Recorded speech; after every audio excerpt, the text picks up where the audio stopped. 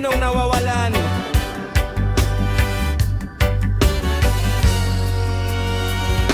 May bagong gusali sa dating palayan. May ilaw sa lungsod, dilim sa kabundukan.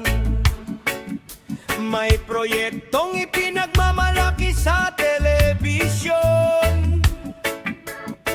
Pero bakit may nawawalan ng tahanan? Pinuputol ang gubat para sa kita, binubutas ang bundok para sa ginto. Tinatawag nilang progreso ang lahat, kahit kapalit ay kinabukasan natin mismo.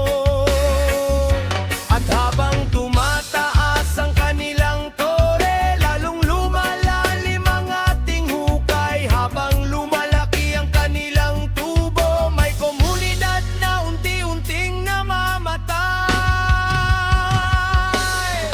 Kaninong kaunlaran ang ipinagdiriwang, kung kalikasan naman ang iniaalay? Kaninong tagumpay ang hindi nakubunye, kung mamamayan ang siyang nasasawi? Hindi lahat ng tinatawag na progreso ay tunay na pag-unlad para sa tao. Kung iilan lang ang nakikinabang, may mali sa direksyong tinatahan. May kalsadang dumaan sa gitna ng bukid, ngunit wala nang magsasakang naiwan. May pabrika sa tabi ng ilog, pero patay na ang dating pinanggingisdaan. May numero silang ipinapakita,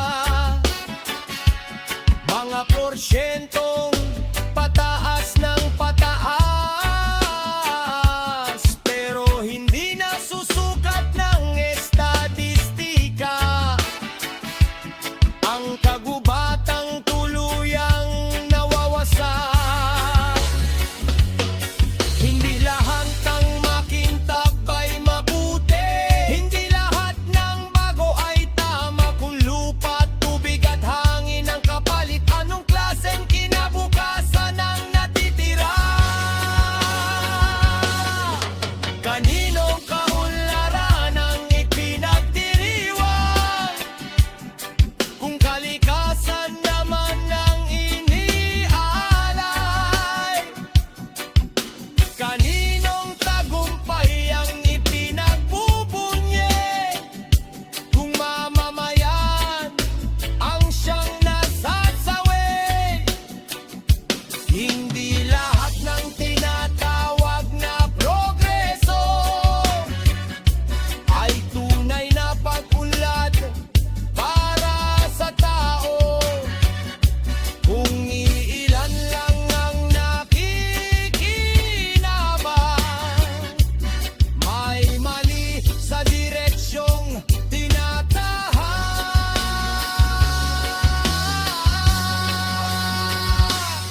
Pag-unlad para kanino? Paglago para kanino? Kung ang ilog ay lason, kung ang gubat ay abo, kung ang lupa ay wasak, masasabi pa ba nating pag-unlad ito? Ang tunay na pag-unlad ay hindi sinusukat sa taas ng gusali, kundi sa tibay ng komunidad. Sa linaw ng ilog, sa buhay ng kagubatan, at sa dangal ng tae. Kaninong kaunlaran ang ipinagdiriwang, o panahon ng itanong sa lipunan. Hindi kami laban sa pagbabago, ang laban namin ay pagkawasak. Kaninong kaunlaran ang ipinagdiriwang, kung hinaharap naman ng ninanakaw ang pag-unlad na para sa lahat. Iyon ang landas na dapat tahakin.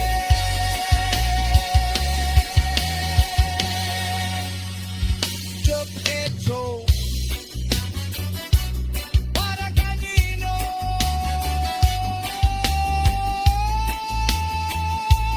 Para kanino?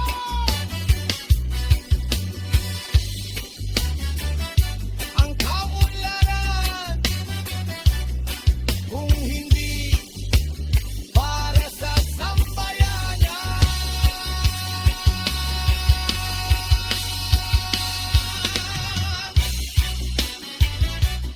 Musikang Pinoy Channel, please like and subscribe.